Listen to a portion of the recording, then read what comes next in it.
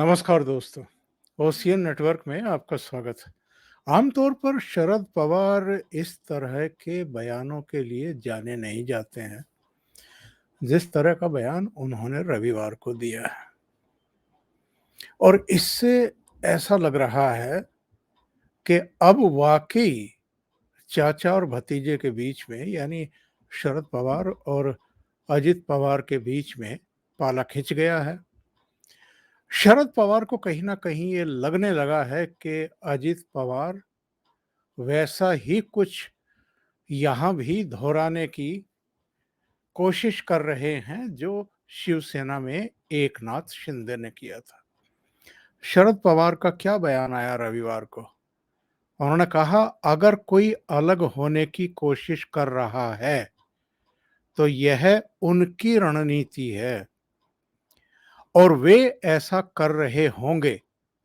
अगर हमें कोई स्टैंड लेना है तो हम कड़ा स्टैंड लेंगे। इस पर कुछ भी बोलना सही नहीं है, क्योंकि हमने इस बारे में कोई चर्चा नहीं की है। यानी पार्टी के भीतर कड़ा स्टैंड लेने या कड़ी कार्रवाई करने के बारे में अभी चर्चा नहीं की है। उन्होंने कई बातें कही हैं। एनसीपी में जो कुछ चल रहा है, यानी राष्ट्रवादी कांग्रेस पार्टी में, और जो तमाम तरह की अटकलें इधर चल रही हैं, उनको लेकर के उन्होंने कहा है कि कोई तोड़ने का काम करे, हम अपनी भूमिका जो लेना है लेंगे। और उन्होंने ये भी कहा है कि मीडिया के दिमाग में जो कुछ चल रहा है, मैं उस पर यकीन नहीं करता हूं। और ये बात उन्होंने अभी 3-4 दिन पहले पुणे के पुरंदर इलाके में कही थी, जो सेकंड बात मैं बता रहा हूं। उन्होंने ये भी कहा था कि इन सभी चर्चाओं का कोई महत्व नहीं है। मैं एनसीपी के बारे में बात कर सकता हूं कि हमारे सभी सहयोगी एक ही सोच के हैं, किसी के दिमाग में कोई अन्य विचार नहीं है। लेकिन पुणे के पुरंदर में जो कुछ 2-3 दिन पहले कहा शरद पवार ने, इसके उलट रविवार को उन्होंने एक तरीके से ये साफ कर दिया कि अगर अजित पवार पार्टी छोड़ना चाहते हैं या तोड़ना चाहते हैं या कब्जा करना चाहते हैं, तो अब हम उनके इरादों, उनके ख्यालों, उनके फैसलों से दो-दो हाथ करने को तैयार भी हैं। आगे बढ़ने से पहले मैं आपको बता दूं कि अजित पवार लंबे समय से शरद पवार से और अपनी चचेरी बहन सुप्रिया सुले से नाराज चल रहे हैं। कई ऐसे अवसर आए हैं। अभी हाल की बात करें तो घाटकोपर में जो इन्होंने नेशनल लेवल की अपनी बैठक बुलाई थी, जिसमें जो लोकल बॉडीज के चुनाव होने वाले हैं, उनको लेकर के रणनीति बनाई गई, संगठन को लेकर के चर्चा की गई। और सब जानते हैं कि अभी हाल में जिन 3 पार्टियों का नेशनल दर्जा खत्म किया है चुनाव आयोग ने, उनमें ममता बनर्जी की टीएमसी, वामपंथी जो सीपीआई है, और तीसरी पार्टी शरद पवार की एनसीपी है। तो नेशनल राष्ट्रीय पार्टी का दर्जा खत्म होने के बाद जाहिर है शरद पवार और उनके सहयोगियों की चिंता बढ़ी है। और वो किस तरीके से अब फैसले लेने जा रहे हैं, ये मैं एक अलग प्रोग्राम में बताने वाला हूं। लेकिन जो बैठक थी, उसमें आगे की रणनीति क्या हो, पार्टी का विस्तार कैसे हो, इस सब पर दिन भर चर्चा हुई। लेकिन इस चर्चा में बाकी तो सब थे, प्रफुल्ल पटेल से लेकर के जयंत पाटिल, तमाम नेता मौजूद थे, लेकिन अजित पवार मौजूद नहीं थे। और इसको लेकर के तमाम तरह की चर्चाएं चली। तो फिर अजित पवार की तरफ से भी जवाब आया, पार्टी ने भी कुछ क्लियरिफिकेशन देने की कोशिश की। अजित पवार ने कहा कि मेरे तो पहले से ही पुणे में प्रोग्राम लगे हुए थे, मैं इसलिए वहां नहीं आया। और एनसीपी में टूट फूट की आप अटकलें ना लगाएं।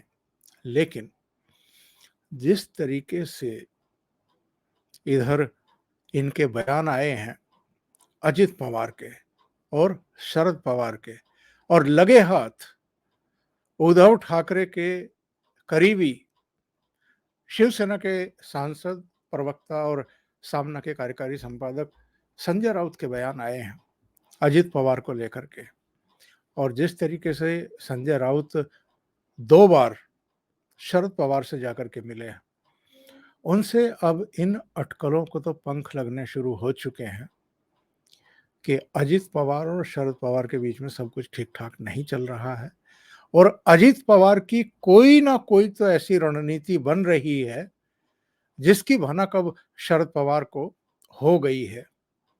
वरना रविवार को उन्होंने जो बयान दिया है वो कभी नहीं देते। संजय राउत जलगांव में थे।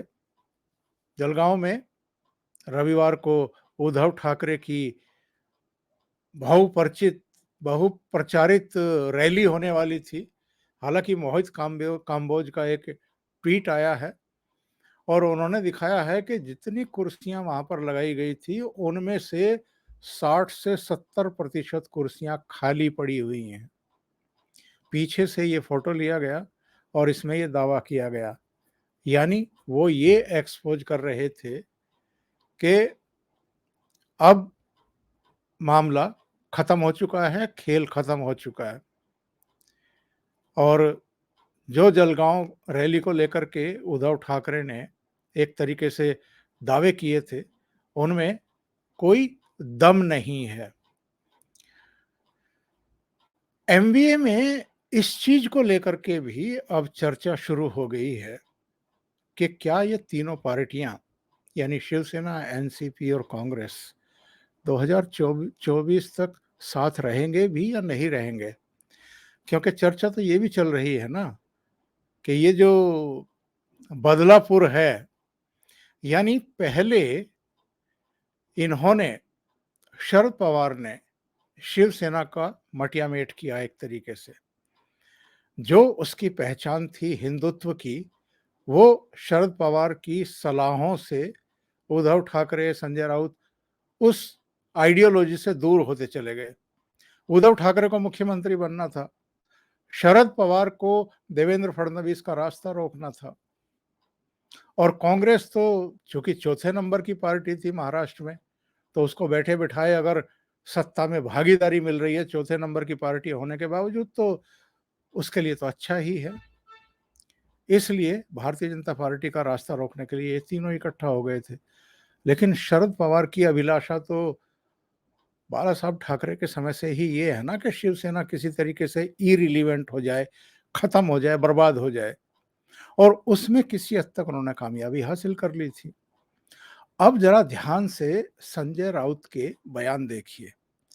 जलगांव में भी जब पत्रकारों ने उनसे पूछा, इससे पहले भी वो कई बयान दे चुके हैं और उस पर रिएक्ट भी कर चुके हैं अजित पवार।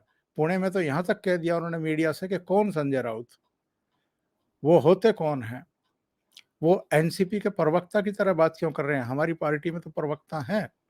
लेकिन जलगांव में इन्होंने कहा, जब मीडिया के लोगों ने पूछा कि साहब वो उप मुख्यमंत्री बनने के तो रिकॉर्ड बना चुके हैं, यानी कितनी ही बार उप मुख्यमंत्री बन चुके हैं, अब उनके मन में अगर मुख्यमंत्री बनने की अभिलाषा है तो कोई क्या कर सकता है। यानी संजय राउत लगातार अजित पवार पर अटैक कर रहे हैं, वो शरद पवार से भी मिल रहे हैं, और इसी के चलते अब इन चर्चाओं को पंख लग गए हैं कि क्या उद्धव ठाकरे और संजय राउत अब मिलकर के बदलापुर पर निकल चुके हैं। यानी अगर शरद पवार ने हमारी पार्टी तोड़ी थी, तो क्या अब ये उनकी पार्टी को भी उसी घटनाक्रम की तरफ ले जा रहे हैं। और ये चर्चाएं ऐसे ही नहीं हैं, चर्चाएं इसलिए शुरू हो गई हैं कि अजित पवार और शरद पवार के बीच में लगभग बातचीत बंद है, समझबूझ बंद है, शरद पवार अजित पवार की इफ्तार पार्टी में ज़रूर शामिल हुए थे, लेकिन इधर के जो कार्यक्रम हैं और जिस तरह की लाइन दोनों ने अलग-अलग ले रखी है, शरद पवार कहते हैं दिन है, तो वो कहते हैं कि रात है। वो शरद पवार कहते हैं रात है, तो वो कहते हैं कि नहीं दिन है। उत्तर दिशा है, नहीं, नहीं दक्षिण दिशा है। तो ये बताते हैं कि इनके बीच में मतभेद बहुत गहरा चुके हैं और अब सबकी निगाह इस पर टिक गई है कि अजित पवार का अगला स्टैंड क्या होगा, क्योंकि तमाम तरह की चर्चाएं चल रही हैं। ये भी चर्चा चल रही है कि अधिकांश एमएलए एनसीपी के और संगठन के पदाधिकारी भी, यहाँ तक कि प्रफुल्ल पटेल के बारे में भी तमाम तरह की चर्चाएं हैं कि वो शरद पवार के बजाय अगर ऐसी नौबत आई तो अजित पवार के साथ जा सकते हैं। कई दूसरे सीनियर जो पदाधिकारी हैं उनके बारे में भी इसी तरह की चर्चाएं चल रही हैं। संजय राउत इधर कह रहे हैं कि साहब जो एकनाथ शिंदे और देवेंद्र फडणवीस की सरकार है, इसका तो डेथ वारंट जारी हो चुका है। अगले 15 दिन में सिग्नेचर भी हो जाएंगे और ये सरकार चली जाएगी। इसी तरह का बयान सुप्रिया सुले की तरफ से भी आया था, लेकिन अजित पवार ने इस पर कोई टिप्पणी नहीं की है। हालांकि टिप्पणी शरद पवार की तरफ से भी नहीं आई है, पर जो कुछ चाचा भतीजे के बीच में चल रहा है और रविवार को जिस तरह का बयान शरद पवार ने दिया है, उसके चलते तो अब ये पक्का लगने लगा है कि देर सवेर अजित पवार एनसीपी पर काबिज होने की कोशिश करेंगे, ठीक उसी अंदाज में जैसे एकनाथ शिंदे शिवसेना पर काबिज हो गए। अजित पवार ने कहा भी है कि मैं एनसीपी में था, एनसीपी में हूं, एनसीपी में रहूंगा, मरते दम तक रहूंगा। तो अगर वो ये बात कह रहे हैं तो अगेन ये वही लाइन है जो एकनाथ शिंदे ने ली थी। तो आने वाले दिन बड़े दिलचस्प होने वाले हैं महाराष्ट्र की राजनीति के लिए भी और ख़ास तौर से शरद पवार की पार्टी एनसीपी के लिए भी। अभी के लिए इतना ही। बहुत बहुत धन्यवाद। अगर आपको ये चैनल और इसके कंटेंट पसंद आ रहे हैं तो लाइक करें, कमेंट करें, वीडियो को शेयर भी करें। अभी तक अगर आपने ये चैनल सब्सक्राइब नहीं किया है तो सब्सक्राइब कर लें और साथ में लगे बेल आइकॉन को दबा दें ताकि आगे आने वाले वीडियो और उनके नोटिफिकेशन आप तक पहुंचते रहें। बहुत बहुत धन्यवाद। नमस्कार।